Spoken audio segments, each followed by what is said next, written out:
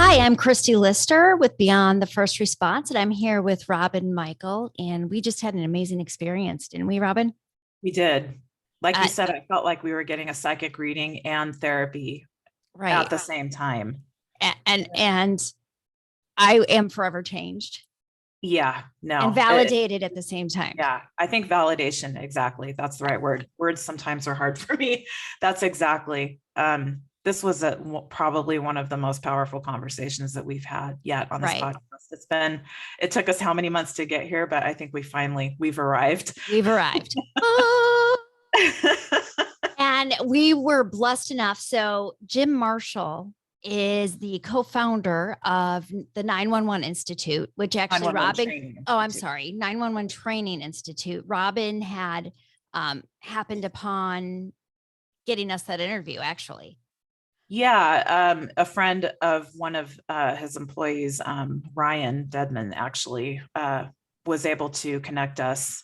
Cassie Sexton was working with my peer support team with Eric's department at Alameda County Fire. And so she's really good friends with Ryan, and he works for the Institute. So wanted to get us in contact with Jim because he knew, I think, that this would happen and this would be an amazing conversation. So it absolutely is. So yeah. I am excited at the way how it came about. Sometimes things don't roll as they're supposed to, and sometimes they actually roll as they should. And this is the case that our podcast here that you're about to listen to rolled the way it should. Unfortunately, we didn't start recording sooner because there was so much up front that I'm like, I should probably hit record. And he just started talking. He did. Yeah. So I wish that we had that content for you. However, starting right in where we are in the conversation, I promise you, you will not have missed a beat. And you are going to gain at least one amazing positive tool for you and for those around you. So without further ado, right, Robyn, we can start our join podcast. The conversation. Yes. Okay. Yeah. This episode, what you're doing right now, I want you to know I consider this a real privilege to be invited into your lives in the anniversary of these losses. And it really is an enormous chance for us, the three of us, to do some real good. And what would your hope be as a result of this broadcast? What would your hope be in terms of the takeaways of your audience? Well, for me, I mean, we started this just as two widows, and having learned focusing our energy and giving back to the community, because both of us came to this organization as volunteers, and we want to somehow, I've got to focus my energy on just giving back to people who are ultimately and unfortunately going to be walking the same path as me, because we're not going to be able to fix everybody. We're not going to be able to stop all of them. And I know that now. Literally the following day, there were so many people that came out of the woodwork and came to my aid and helping me understand, as Christy said, what the last 25 years of her life was. Same for me, because you don't know what you don't know. And we want to change that. We want to spread the word that this can happen in your household if you have a first responder spouse. Yeah. Don't think that you're off the hook because, you have a great relationship or you've been together for so long. There's so many things that can happen that are out of your control. And so that's what we're trying to do on our side as far as prevention is concerned. Yeah. To give other families tools. Okay, that's really excellent. I'm just going to riff with you on this right now, and then see what Christy has to say too. And the point is not, you're not trying to scare people. You're not trying to say, oh, you don't really know and you got to watch. No way. And here's the thing, I don't hear you saying that. And you're not saying walk on pins and needles and be living hypervigilantly. However, that's an extreme. The extremes are we live on pins and needles with hypervigilance, which we're more apt to do when we don't know what to look for and we don't know how to relate to this. Or we do what people understand we do, and that is we need to completely not even think about the possibility because we don't feel equipped. And when we don't feel equipped to manage a risk, we don't want to think about it. Yeah, so you hit the nail on the head. Am I getting that? That was my life. Okay, fair enough. And humans are designed to avoid emotional pain, not just physical pain, right? So think about this. If we were together in a meeting or a class, and you came back from lunch, you and a bunch of other great folks, 20 of you. Maybe during lunch, I went to, Dick's Sporting Goods or to one of these other, Bass Pro Shop, and I got 20 hot plates for cooking and camping, right? And I set them all up on extension cords. And then I say, welcome back to class. You can either sit in your regular seat or sit on a hot plate at 375. What are you going to choose? Right? So think about this. We're designed to avoid physical pain. We're just as designed to avoid emotional pain. So why would we want to think about crap like that when it's like, it seems to be good? Why would I borrow trouble? And I really respect what you're doing, both of you and Christy, is no, we're not being alarmist. We're offering info to the wise to be prepared, not because it's going to happen, but to help prevent it from happening. And if it did, because we're not in control, then we know how to roll somewhat better. Yes. Right. Provide the tools that we did not know were there or given to us. So absolutely. And we won't save everybody. Like we said, that would be fantastic. But the reality is that will never happen. Yep. On any line of work, on any walk of life. However, it gives tools to help build that. So when you do get that intuition of, something doesn't feel right, you truly believe it's not right. Yeah. And you go with what you believe. Now I can trust my gut rather than just dismiss it. Yes. Yeah. And I mean, how frustrating is it? I can always think back to very specific situations the few months leading up to his death, where he was reaching out and I was doing exactly what you're saying. I was in denial. I didn't know what to do because he was very clear that he was going to lose his job. And oh my God, if he loses his job, we lose our livelihood. Looking back, I would have preferred he lost his job if he could be alive, if my son could have his father here and I could have my husband and my in-laws could have their son, brother, all of that, But at the time I was scared straight. I didn't know what I was supposed to do with this information, and neither did he.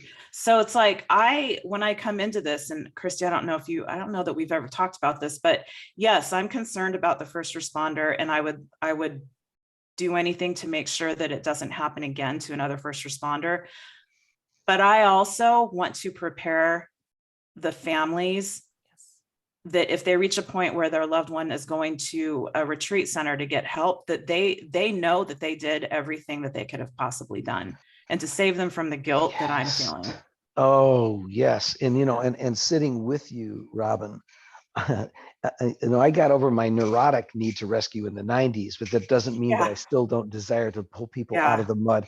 You think about a lifeguard doesn't say, you look like you're hurting a lot. You really, really struggling. Somebody's drowning. You look like you're hurting a lot, but I'm right here with you in spirit. It's like, no. You want to reach in and you want to pull that person out of the mud or out of the water. So as you say that, I think that's so striking because you still fight with guilt. Yeah.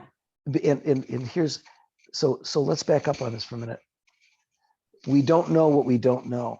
Yeah. And one of the most healing phrases that we can ever end up feeling alive in our hearts and truly can embrace is, I did the best I could with what I knew at the time, and I cannot, part 2, hold myself hostage in retrospect for what I didn't know. Now, having said that, that is very important. But, it's been said that the longest 12 inches of the world is from the head to the heart. So how do I finally get that in my heart where I can have joy again? I can have liberty. And this is where healing of trauma is so critically important, where there are evidence-based treatments that can literally change the core beliefs that you've been struggling with. And our listeners need to understand the vast majority of our firefighters, our law enforcement officers, and our 911 professionals, fire, police, medical, 911, don't even know that you can resolve PTSD and that you can resolve these core beliefs and actually change them.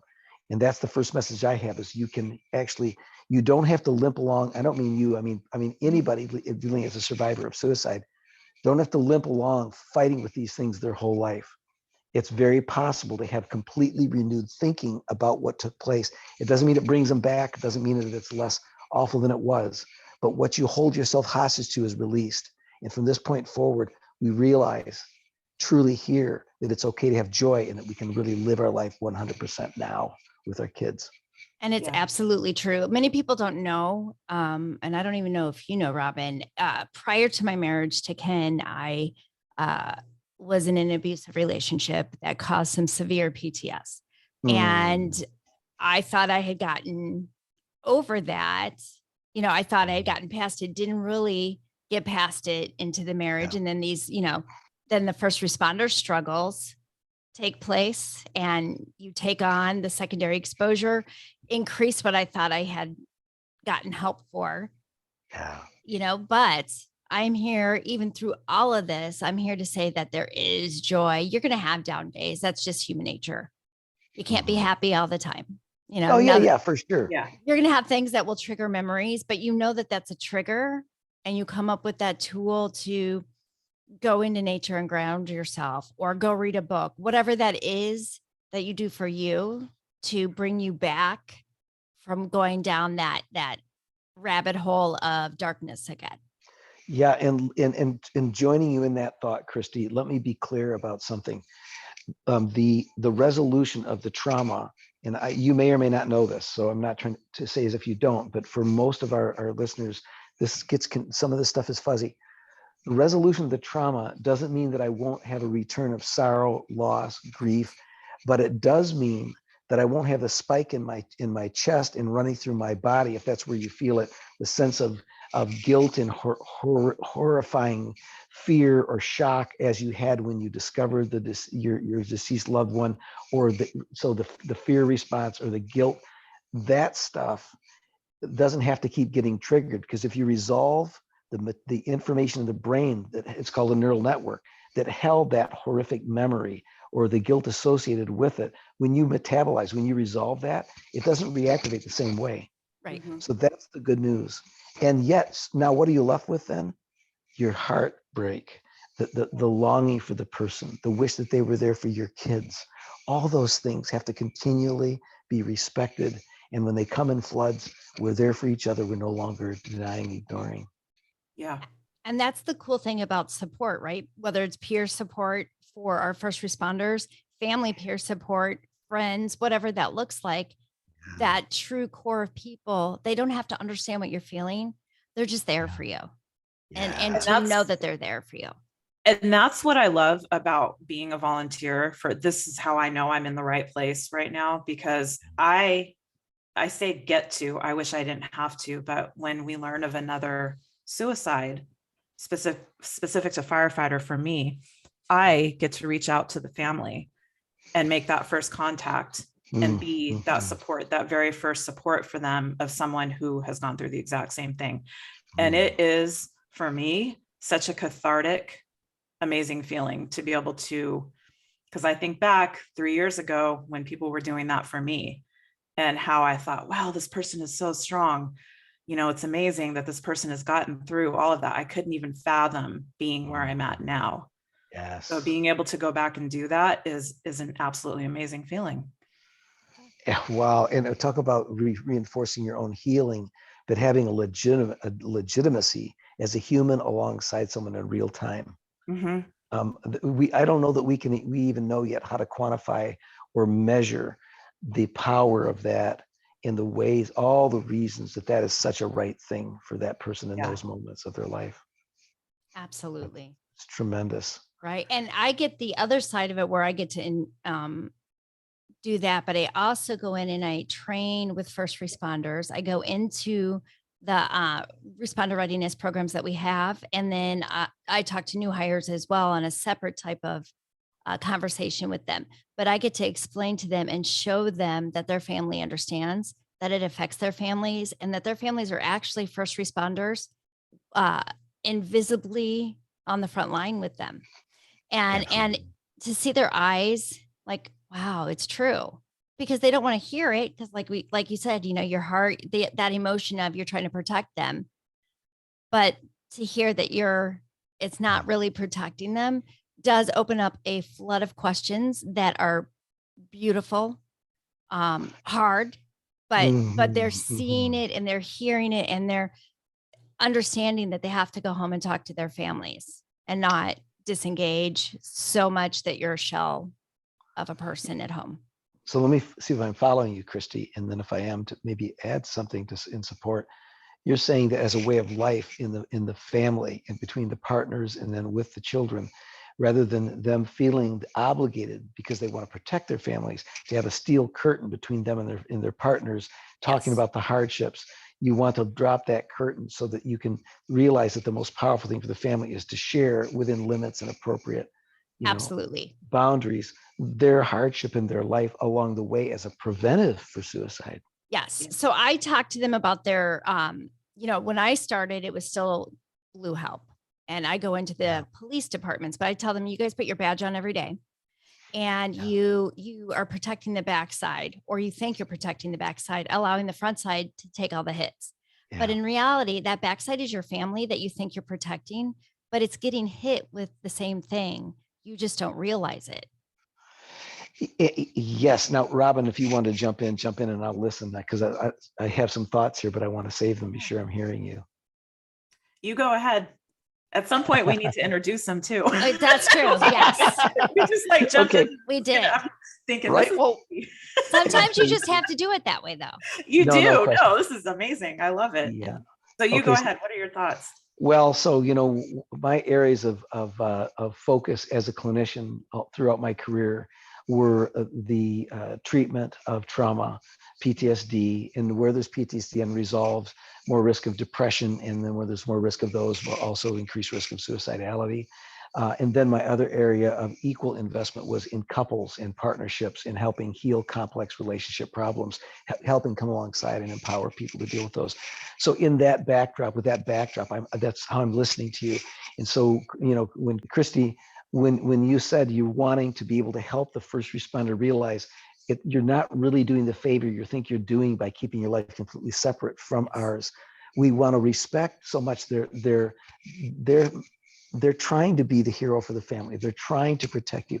As a mental health professional, the horrific stuff that I was involved in so often when people's histories and then in real time, there were so many things I chose not to share with my wife because I didn't want to overwhelm and burden her with those things. And I was sworn by confidentiality, I couldn't do it. But here's the thing. Is this making sense so far? Absolutely. Yes. Okay. So I very much relate to first responders. My sister was a dispatcher, and she's the one that brought me into the industry, which became a family. They adopted me. They never kicked me out. And what I'm getting at is we realized over the years, her talking about the calls that she was on and me talking about my cases that I managed, we realized, my goodness, we're in perhaps the same people's lives at different moments of the same moments in different complementary roles. So for myself, it's like, okay, I was a relationship expert, right, in helping couples, but I myself chose boundaries with my wife to protect her from those things. But where is the line? Where do we make that demarcation? And so I want to just say what you're inviting and encouraging people to do is life-changing, because prior to someone getting deep into suicide, now remember, doesn't mean we could have stopped it or prevented it. Right. Because when they want to go secret, there's nothing we can do. When they submarine and we got no sonar, we're not going to pick up on it. Yeah. We're above the surface. Thank you for saying that. Thank you for saying that, because we've pointed out the memes, the see the signs memes, and how offensive it can be to somebody who has lost a loved one to suicide, because it's pointing the finger at that person. Anyway, I didn't mean to. No. Robyn, this is really right on. We can come back to the other point. Look, when we are trying to help by helping people notice the signs, but always at the front of that message, and every single time we do it or post it or say it, we have to begin with the caveat, and that is, look, we're going to show you these risk signs to look for. But having said that, if they decide to submarine, they're beneath the surface. If you're a surface, and I don't know why I'm going into a Navy, mindset here, but if you're a surface ship, you're on the surface and you don't have sonar and you're not trained to look for submarines, you're seeing all quiet on the Western Front. I look at the horizon, I see no ships whatsoever. And then there's an explosion from under the water. Were we supposed to, if we have no sonar? So the best we can do, we can teach you and give you sonar, but even then they can evade. And we're not saying they're the culprits and our people, our loved ones who have suicided are the bad guys, not at all. But we're saying when there's enough suffering of certain types and enough ironclad decision making, they can bounce your sonar off so that you don't even, it passes through. You don't pick up the signs. I always, it's interesting you say it that way, because I always say to people, as we're talking, I said, I want you to know that whether you're in a relationship with them, a coworker with them, a friend with them, maybe even a neighbor, somebody that you have in your life on a regular basis, it is very difficult to see these signs, because you can explain a bad mood. You can explain a bad day at work. You can explain anything away when you personally know them. And it happens so gradually that you don't even, that boom, you don't even see it coming. And here's the other part of that makes that so right. And if we spend our whole hour on this topic alone, it would be, I believe it'd be valuable. Here's the thing. What we don't recognize when we're beating ourselves up and sledgehammering ourselves again and again, there's two things I want to say about this. The first one is, you have to remember that it wasn't on your radar to think suicide because it wasn't in your mindset to consider that as a possibility for yourself. Most likely, it wasn't even something you would consider. And therefore, we assume if we're partners that we're equally joined in the same values, in the same mindsets. And therefore, why would we think about suicide? Even if they're suffering in some big way, that doesn't mean there are lots of people with mental illness who never struggle with suicide. Lots of people who talk about, feeling like there's no purpose, and yet they're never going to end up dead because they don't have capability to kill themselves. They have desire without capability or intent. So we can't hold ourselves hostage as if it should have been on our radar when we're imposing somebody else's mindset post facto on ourselves. It doesn't work that way. When it's not part of our universe, we don't look for it. Can I just say one thing? Because you said we don't have the capability. I think it's really important for our listeners to understand, when you say you don't have the capability, it has nothing to do with the choice of how they take their lives. Exactly. That is just a tool that they have chosen. That did not cause them to take their life. You're a sharp woman. Just to be very clear, what I meant by that is precisely this. When 911 asks a caller who is considering suicide, how do they assess capability? Do you have a weapon? Is it near you? Is it in your hand? What we know is this. I'm talking about psychological capability. The fact that somebody has 100 firearms doesn't mean they're capable of killing themselves ever. Specifically, very specifically, what does the science mean when we say somebody is capable of killing themselves? We mean that they've overcome the natural fear of death or the process of the pain that leads to that death. And so they've evaporated the barrier between themselves and death. They're capable. And I don't like the word, but from Thomas Joyner, one of our suicidologists, he has the interpersonal theory of suicide. He's one of the most trustworthy suicidologists in the world. And he basically says, and again, I don't like the word, but they have to possess the courage to enact the suicide. Most people don't have that. Now, I don't say courage as in, oh, that's a great virtue and we should all attain to it. But it's overcoming. There's no more fear, and they've acclimated to death. When our responders have been exposed to death a lot, they become, in some cases, anesthetized to it in such a way that that's what promotes the courage, and that's the capability that we're talking about. Yeah, and I refer to that as the feeling of not feeling anymore. That numbness, you've become so used to that numbness that even that hurts. And they can no longer handle the feeling of not feeling. That's a powerful statement. Yeah. And oh, go ahead, Robyn. Anything? Oh no, are you psychic? Because I was thinking of something. That's his other specialty. I know. No, I'm not psychic. But there are three of us here. Let me point out something. You don't have an expert guest and then two interviewers. We have three experts. What do we have different insight and knowledge we bring to this conversation. We're equal. So back to you. I forgot what I was going to say. So keep talking. It'll come back. I need to write it down. Interrupt as you need to. I just want to come back to this.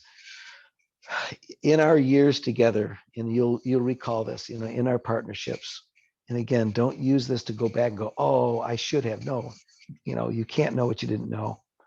But what you two are talking about in part is creating the conditions in a relationship where the partner is more apt to be able to talk about it, feel the permission to talk about it, and in the process of talking about it, be more apt to prevent their own suicide. And so, John and Julia Gottman are marriage experts and researchers, and they know probably more about relationships than most, the whole planet. And what they say is, we want to turn toward each other, not turn away. And your partners had felt that it was more helpful to turn away from you with the secrets of their heart that most needed your love. Mm-hmm. And that's heartbreaking. And how do we create conditions in which they're more apt to want to turn toward us? Not thinking that then retrospectively that would have made the difference, but we can help prevent. So you're wanting people to know the signs, what things to look for. And I think one of the things that I work with responders on and encourage all the couples I've ever trained is we need to have a conversation that's really direct about the conversations we want to have. In other words, this, hey, you know what? No, we can't script this. I'm not trying to give you a cookie cutter here, but so we can't script it. But it sounds something like this. You know what? Your training as a responder is to serve and protect. And I know you love us more than you love all the people out there. And so if anybody you're going to protect, you're going to try to protect us. And I get this confidentiality. You may want to protect me by not telling me how much this stuff is affecting you, impacting you. You may feel like you shouldn't need me, that you're the one that provides for me. You're the one that takes care of me. But what I want you to know is the best way you can help take care of me is to let me be a part of you. Let me be a part of what you're afraid of. You don't have to be stronger than that. If you really want to help me so that I don't feel alone and so that we don't struggle separately, we need to be able to touch base and check in with each other with no BS about where you're really at. And if you're not going to talk to me about it, I want to know right now, who's your go-to people? I want a list of 1 or 2 or 3 people. Who are your go-tos? If you're not going to do me because you want to protect me, who are you going to talk to? Yeah. And we can't make them promise suicide. Promises, in themselves don't work. Is this making sense though, in terms of explicit dialogue? Mm-hmm. Yeah. Yeah. And I think that we've talked about before that one of the key things for a spouse is to actually listen, if they're talking about a call, to listen, engage, and not have this visceral reaction that, of, or disgust or, oh my gosh, I can't believe that, just listen and let them talk, because that reaction is going to be exactly what they're afraid of you having. And they think that they're hurting you by opening that visual that they have, putting it on you. When in fact, we can see when you walk in the door, you're not talking, that there's something wrong. But unless you talk, we think that the problem is us. Wow, isn't that something? Yeah, and I'm going to wait, but I want to talk about how we talk about suicide struggles with a loved one. Mm-hmm. And you may have covered this before, but perhaps not. Christy, anything from you though? No, she hit it pretty dead on. And I think it's important. You don't have to give every word of what you went through that day. There is and I actually had this conversation earlier this week at a training. Well, is there too much? There's never going to be too much. It's how appropriate is it for the age level, for the person sitting in front of you. But you need to explain to them that this was a crappy call. I saw things that nobody should have to see. Yeah, maybe you can say, I lost a child today, or somebody reminded me this mother reminded me of my mom, whatever that is. Those are tools to say, okay, well, I'm here for you as the family member, and you've processed it. You didn't give the information that you cannot give, but you also didn't let it layer up inside of you. Exactly. So, oh my gosh, there's so much here. So psychological inflexibility is when we feel that there's only one way we should handle things. And the traditional, it's what I call the emotional code when I write about this. The emotional code is what we believe we should do with what we feel. And for our military, paramilitary, including our responders, it has typically been summarized in those 3 words you probably have heard: suck it up, right? Yep. Okay, so that's the rule they follow. The emotional code is kind of the rule we follow about dealing with our own hearts. And so, what you said is this, and we can even put this into an invitation. You're talking about pre-suicide You're talking about how do we prevent the person getting to that place? How do we help prevent that to the extent that we can?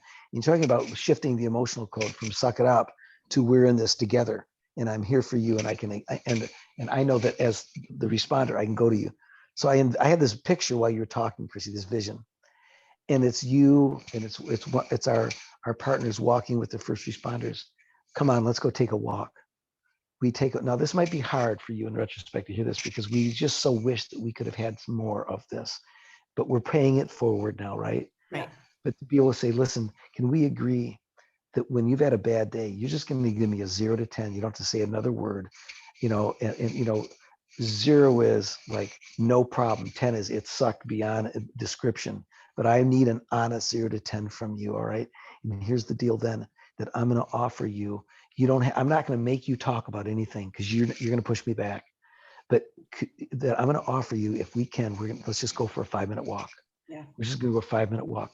And here's the thing on that walk, I want to hold your hand. I want to touch you, because this is it. The desire of suicide and the cumulative impact is the person feels intolerably alone in their pain. That's one of the elements of suicide desire. We're going to break through that preventively. Not that this part has to be set up front, but each time we take that walk, you don't have to say a word, but if I can hold your hand, you're going to know I am there with you. You had a 10 today, and I am here. Can you feel it? Can you feel me? I'm right here with it. Now, if you just want to even say 2 or 3 words, you don't have to give away anything confidential. We're not breaching confidentiality. Even 2 or 3 words, and it might be a child. Then you know what? Oh, a child, I got you, squeezing their hand, a child. What happens there? We have so many biochemical, hormonal good things that are happening. Right now, I don't want to go on a lecture tour here. I'm not trying to lecture. No, it's the skin to skin contact, and it releases your, what is it? Oxytocin. Oxytocin, which lowers cortisol and all of that stuff, right? Yeah. Yeah, and their presence with you, that they're not alone. Yeah. Right. Yeah, it begs the question then too of how do we listen when somebody, if it gets to the point now where a partner has the cumulative effect, and for them it's gone to the point where they are thinking about suicide. If they're going to talk to us about it, how do we respond? How do we talk about this? Right? Yeah. Have you had those conversations? Okay. I've had those conversations now with other first responders. Yeah. Because I didn't have those conversations then, right? Yep. Again, this is learning what I didn't know at the time. So That's now it is having conversations. You can see their body languages will show you that they're uncomfortable when they first walk in the door, or they're uncomfortable sitting there in general, listening to a conversation, or they've completely disconnected. And even just striking up an odd conversation with them. I say it's like a 5-minute conversation with somebody who doesn't, that is acting different, whether good, bad, or indifferent, any type of difference that you've noticed, give them an extra 5 minutes, because usually in that 5 minutes, it's going to de-escalate whatever that feeling is. If it's suicidal ideation, it's going to allow them to breathe. And remove that. It definitely can. And it's not only the physiological stuff that's happening, it is that, no question, but it's that they knew they were with you. They knew you looked at them, they looked at you, they felt that sense of connection and belonging. We're breaking through isolation again and again and again. And there's one other thought about this that I want to share, but I'm going to put us on pause for a minute, because I need to make sure time-wise where I'm at so I don't blow off my next meeting. So hold on for just a minute. This will be when we take our quick break. So we'll be right back. We are excited to be able to start our day with Badge Brew Coffee. Hey, Robyn, did you know that Badge Brew has a new charitable badge collab roast? Hey, Christy, I thought I heard that was going to happen. Yeah, it's called First Response Roast, with a spicy, smooth, medium roast with flavor notes of spice cake and citrus undertone. Oh, that sounds amazing. And if that doesn't tempt our audience, a portion of the proceeds go to First Help. Oh, and don't forget, they're first responder family owned. Whether you're on day shift, night shift, or the shift of raising your family, Badge Brew has your coffee ready and waiting. So let me ask you, what's your badge of honor? Find out by going to badgebrewcoffee.com and order yours. If you want the first response rose, click on Charitable Badge Collab. I know I am. Okay, so here's something that is quite striking in where we want to follow not only our best intuition, but also follow science a little bit. And when I'm training our 911 professionals, what we know is they, you, me, you, Robyn, and I, all of us, if somebody shares with us that they're thinking about suicide, so that's our topic in the moment, right? Is what if they are willing to come to us and say that they're struggling? How do we respond to that? The most natural response in the world is immediately to try to convince them that they shouldn't do it, that they don't need to do it, and to tell them what they have to live for. Yeah. What could be more natural than that? Now, here's the remarkable thing. Part of the reason we're doing that is because they're making us very anxious and it's frightening. And we want to pull them out of that mental state as quickly as we can. It makes complete sense. This is not something to be judged. It simply doesn't work very well. Here's what we've come to learn. The more we try to convince the person that they should live and why they should live, the more they've got to pull in, isolate, shut down, and the less you're going to know about the reasons driving the desire to kill themselves. And so let's back up. It actually trying to convince somebody that they should live can actually energize the suicidality more. It doesn't mean that it's our fault if they attempt and complete. But here's what we've come to learn. And I'm a constant student of this as well. With dispatchers, they'll say, well, what about your kids? And well, how would they feel if you did that? Okay, the problem with that is we're using guilt to try to convince a person to live where one of the things often that people are struggling with, such as they want to die, is they really believe that they're leaving others better off. What's the classic statement? They'll be better off without me. Well, if a person already feels like they're a burden to others, and there may be guilt associated with that, trying to guilt them more is not going in the right direction. I mean, sometimes it'll work, but on the whole, that's not the way we want to go. So what is the powerful thing? Here's the bizarre thing. The powerful thing is doing the opposite, but it's the most uncomfortable for us until we see the beauty of it. And that is, you said you're thinking about killing yourself. I'm so glad you're telling me this. And I know what, I'm all ears. Just teach me what's been going on. I'm all ears. I'm right here and I'm listening. And so as they're able to tell us the reasons for dying, okay, so it's you feel like this job has just become too much. You've taken too many of these calls. You've been on too many of these runs, and now they're cracking down on you. And there's overtime, and you get your boss riding your butt, and they're writing you up. And now the money issue. Am I getting it? And when we ask that question, am I getting it? We're not only asking to verify if we heard accurately. It's like priming the pump on a well. When I ask, first I play it back. Am I getting it? You know, what happens when you know the old wells? What happens the first couple pumps? It squirts air.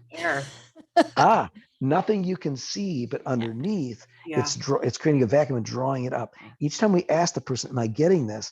It's not only verifying that we are accurate. It's a very tempting invitation to teach us more, to talk more. And then what happens after the next few pumps? The water starts to gush out. It starts to gush out. So when we invite, we play back, we check. And as they teach us more about the reasons for dying, you know what science has shown us? The more somebody's able to talk about the reasons for dying, the more it's apt to activate a natural counter intuition, a counter instinct to want to talk about reasons for living. Wow. They themselves find themselves wanting to talk about reasons for living. This is not cookie cutter, and it's no guarantee. They're also more inclined to engage in safety planning with us and cooperate with safety planning. So spouses, partners, family members, adult kids, this is a tough thing. You never should carry clinical responsibility. We want to get them, bridge them definitely to a professional. We don't end up at the end of the night with this responsibility on ourselves. Yeah. However, inviting them to talk about the reasons for dying, don't try to convince them that they're wrong. At least let them get that stuff out, and then you may make an appeal without guilt. But this activates the counter impulse to want to talk about and engage in living. Yeah, it makes total sense. And I can think of 2 conversations where I did exactly the wrong thing, what you said, verbatim. Well, we all have, Robyn. Yeah, no, I know. And but it's also, I'm not saying that it's making me feel horrible. It's actually, it's confirming that I didn't know. I didn't know That's what it. Yes. to do. And it was the normal reaction, and to kind of help relieve that guilt a little bit, you know? And I like that you said we shouldn't take on clinical responsibility too, if we do have that conversation. But I will say that it's interesting because after Eric died, Donovan, our son, and I got involved in a group a couple towns over called Circle of Care. And so it's basically for families who have lost a parent, not to suicide specifically, but they've lost a parent, and how to support the kids. So they had separate groups for kids, and then the parents would go off to another group and learn how to be actively engaged in supporting your child, supporting yourself, and supporting your child through grief. And that was one of the big lessons, that when they come to get them to talk, and this is kids, you know, as little as 6, 7 years old, to let them talk and repeat back to them what they just said. Absolutely. Say exactly what you said. Am I understanding you correctly? Like, that was exactly what they taught us to do. Yes. And so I use that with Donovan too, to this day. So it's so hard to do because we feel like more is more. We're trained, all of us, that more is more. When the reality is less of my work and effort and more of the listening is more powerful. Yeah. But it's hard because we feel helpless. Well, if we someone's talking about pain, fair enough. Offer advice. Yeah. So here's the deal. If you try to talk somebody into not killing themselves, it was evidence of how much you love them and care. You're trying to rescue them. What could be more natural? We're just learning. It's like, oh, I wish I could have had a V8, but you know what? I can pay it forward. Right. Yeah. And that's exactly it. You learn from tragedy in your life, and you teach from tragedy in your life. Absolutely. And I'm among those. You know, I think I should tell you and tell your listeners something. Yes. And that is that I had a man and a woman, a pastor and his wife, dearly loved in our community, who were referred to me by a colleague of mine. And I agreed to see them. He said, it's marital. It's nothing real big and complex. I had them both fill out a 12-page abyss, a history, all kinds of information. I met with each of them individually for an hour. I asked about suicide risk, depression, everything. I worked with them for denied. There was nothing there. I worked with them for 6 weeks. They improved significantly. At the end of that time, we were wrapping up. And my gut said, something doesn't feel right. Ask him about suicide. So I asked him point blank, hey, listen, no points off, Don, for being straight up with me. Okay. Any thoughts about killing yourself? Because we need to ask it directly, right? Any thoughts about killing yourself? And he said, oh, well, no, Jim, but thank you. If I did, though, I'd let you know. But you could say a prayer for my wife and I. So he stood up, the man of the cloth, put his hands out and expected me to lead the prayer. Well, what are we going to do? I sent up a prayer and I meant it. I offered a prayer. 24 hours later, I get a knock on my door. My office manager says, Ginger's waiting for you at the house. Don killed himself last night in the lake. Now, this is a hard story, but I'm the trained clinician. I'm the one with the expertise. I was just with him. I asked him and he said no. In hindsight, I would have kicked his wife out of the room and brought him in, and second time said, no bullcrap. My gut says there's a risk here. Tell me again without your wife here. Now, would that have saved him? I don't know. But he was bound and determined. So I ended up, she said, my office manager said, and she wants you to come to the house right now. Well, I've got 2 more clients maybe at risk of suicide. I had to arrange for that. I drive to the house a few minutes away. Oh, Jim, I'm so glad you're here. Come sit down. She brings me to the hearth of the fireplace and passes me the suicide note. And I read in the note, I'm in shock. I'm sick. I'm feeling like, oh my God, what if only the woulda, coulda, shouldas, and what's this going to do to the family? What about the fallout? And as I'm reading the note, he's saying, I'm sorry that I lied. I reserve the right to my own choice and decision, et cetera. But wasn't Jim's prayer yesterday lovely? Okay, time out. If you think I'm bragging about my spirituality, you're missing it. Right. The point is, if only I could have brought back yesterday on a rope, if I could have pulled him back if only I could go back or I could pull him forward, but I can't. That messed with me in a big way. And I'm here telling the story today without sickness in my heart now because of healing that I got myself. Evidence-based treatment. And I'm telling it because if I can miss it, I'm a pretty good clinician. If I can miss it, anybody can miss it. Exactly. My therapist had a very similar story when I asked about what does forgiveness look like? You keep telling me we keep talking about forgiveness, but do you look in the mirror and say, I forgive you? Like, I don't understand how this works. And he told a very similar story to about a young boy in his 20s that, you know, ultimately he was under his care and ultimately took his life. And yeah, I mean, again, see the signs and you're trained, you know, but it's still, if someone has it in their heart that that's what they're going to do, they're going to evade the sonar. Yes. And I know that logically. We know that logically. And I think so. I remembered what I wrote down, and it's along these lines that good.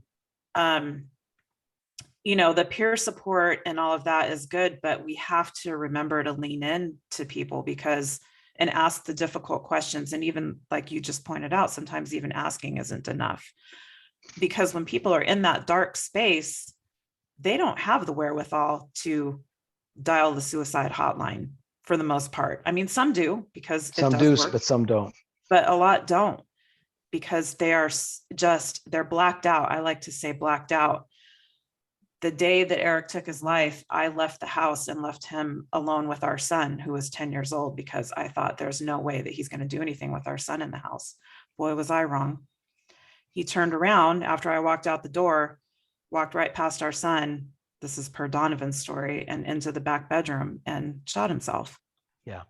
And Donovan's words were, why didn't he say goodbye to me? He said goodbye to you. Why didn't he say goodbye to me? Like, how do you answer that, except that wasn't Dad?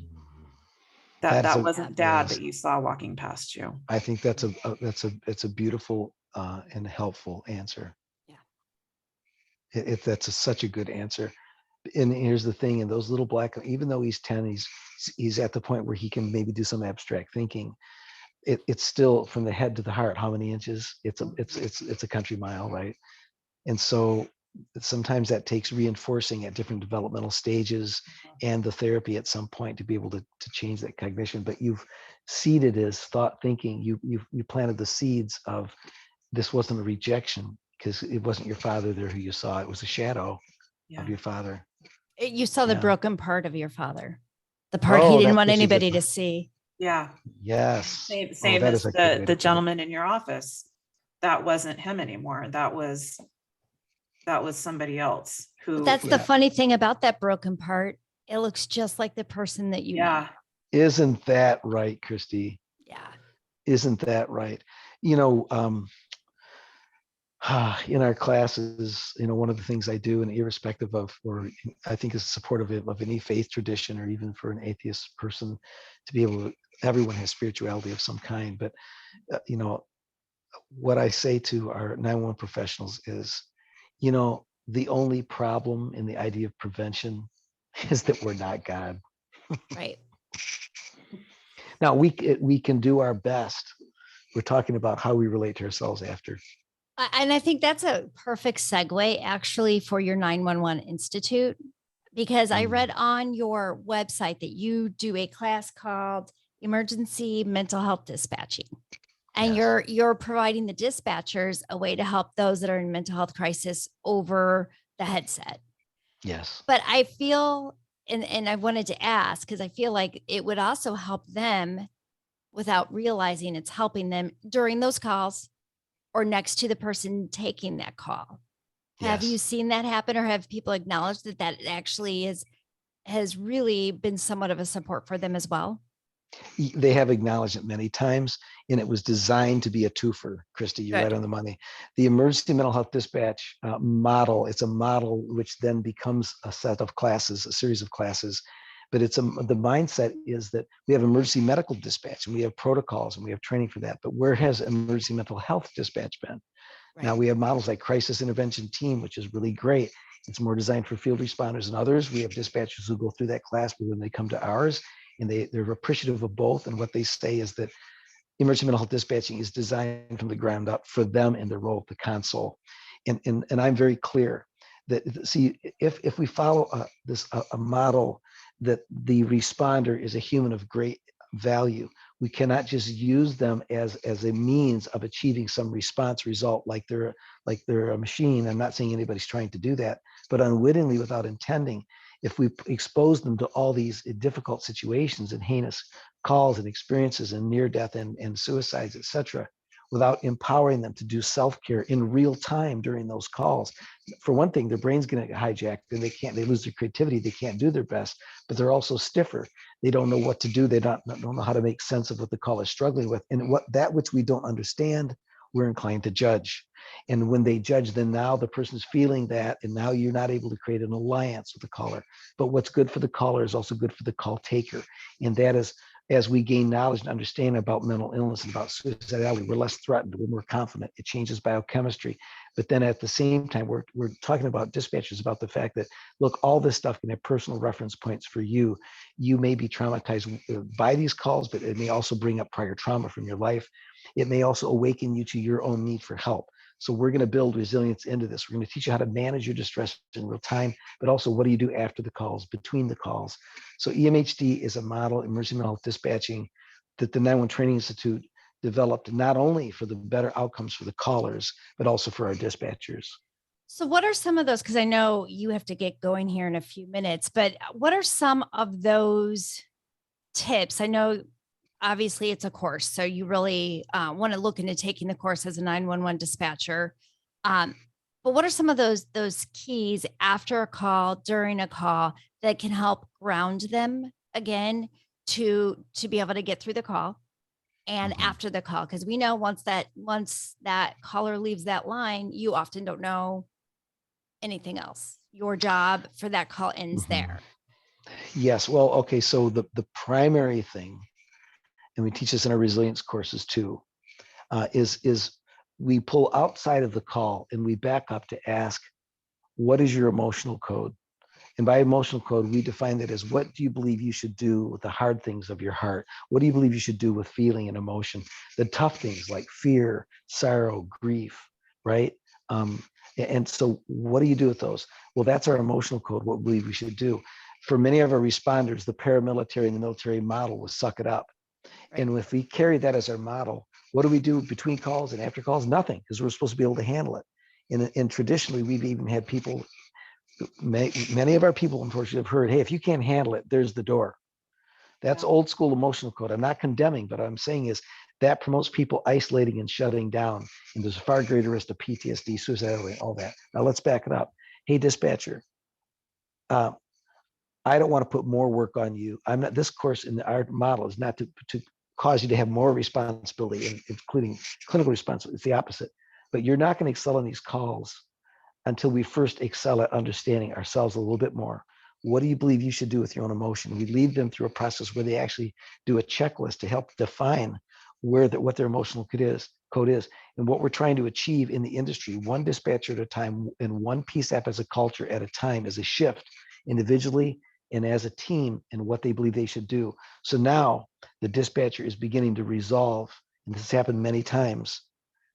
It's my turn finally. I'm going to get the help I need. If I'm hurting, I will use peer support. I will seek out that counselor. I will admit that I'm afraid. I will admit that that's made me sick when that child passed. I will begin to be honest with myself and seek out more. Why? Because I know it's okay and I know there's help available. So the first place we begin is not with a tip or a trick. Not to be insulting, you're asking about a tip. No, but it's about changing mindset. That's what I was kind of thinking you were going with. And that really is, because our mindset has changed after all of this. Yeah. So do you think that, lately in the news media, there's with the mass shootings, there's been a couple of dispatchers that have been fired because of their response to some people calling 911. I can't think specifically which incidents it was. There's been so many, but when you hear about that, do you think what's your initial reaction? Is it a lack of training? Is it a lack of support?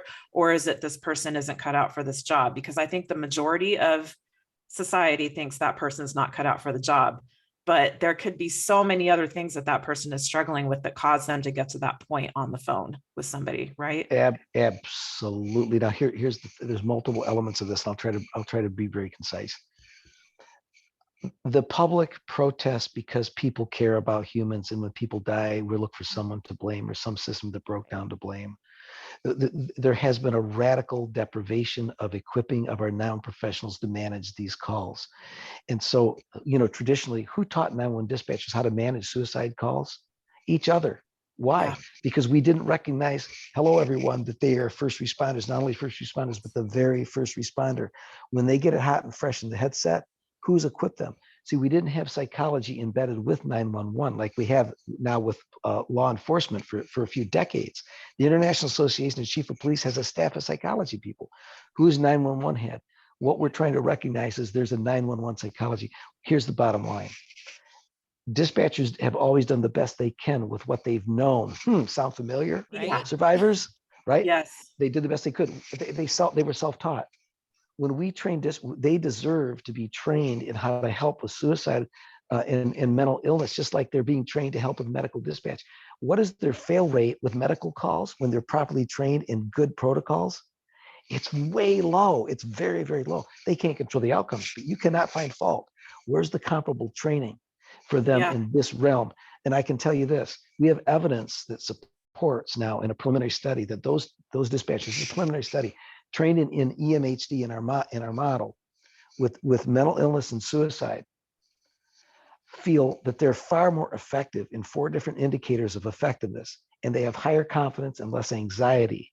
All of that is going to result in better outcomes when there's any influence that an outside person can have on outcomes. It's, I believe, radically an issue of training beyond everything else, and also what we've worked on is a protocol for managing suicide. We can't leave it to dispatchers to have clinical responsibility where they're trying to figure out how to relate and what questions to ask in what order and how to get somebody to talk who's not talking.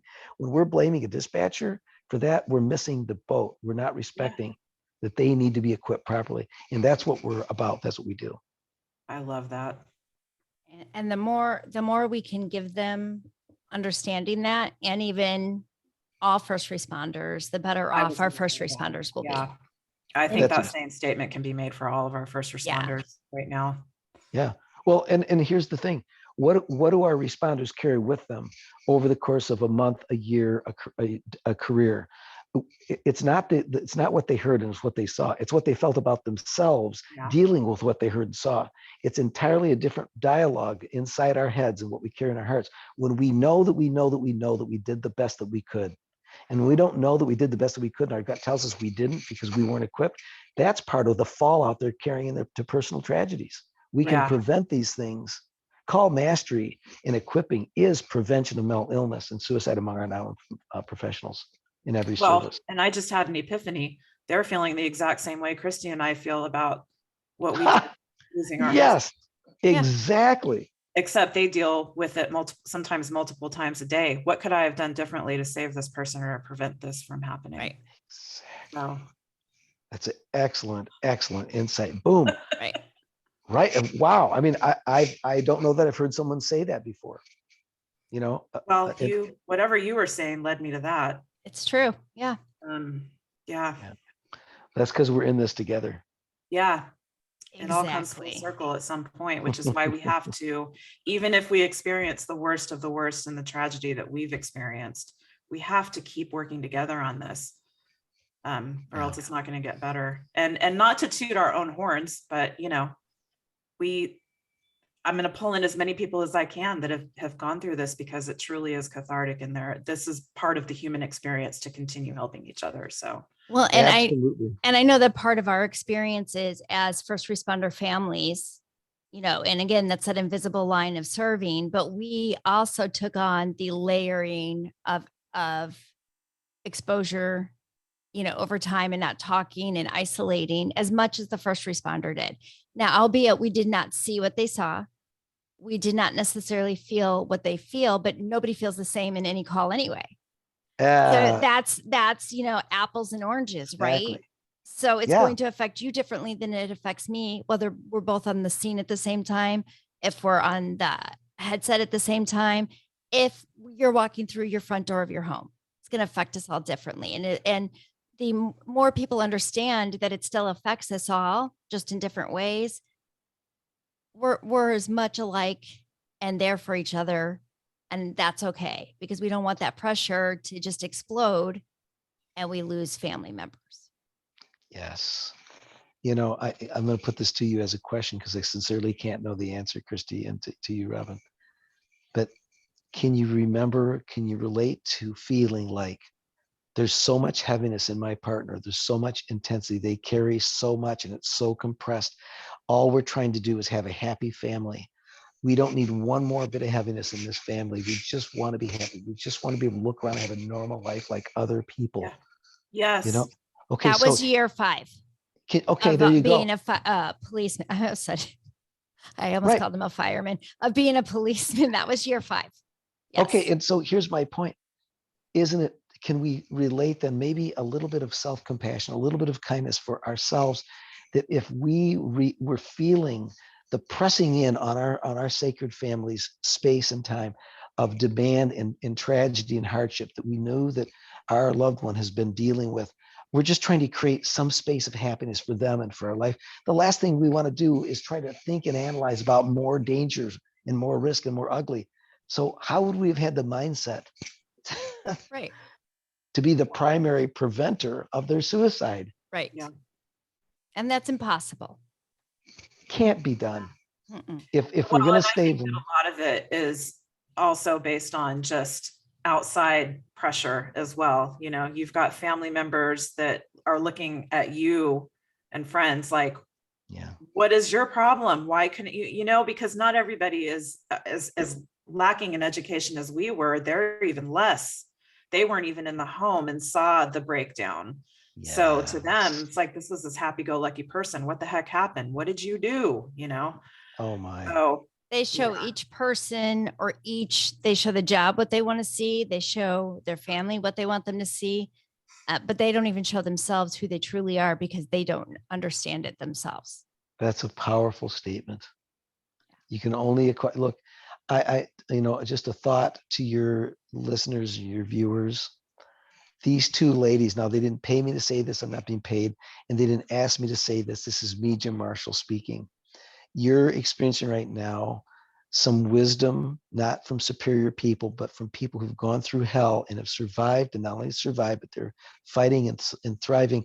And I just want to say to everybody here, I hope you'll continue listening to these 2 and being a part of this podcast, because you need the community of those who have been through this. You're not going to be able to do it like yourself. Wouldn't it be ironic, folks out there, if you tried to suck it up and isolate yourself after what you've been through? This is part of the struggle that our loved ones had. You have a community. These 2 represent a community that you can be a part of.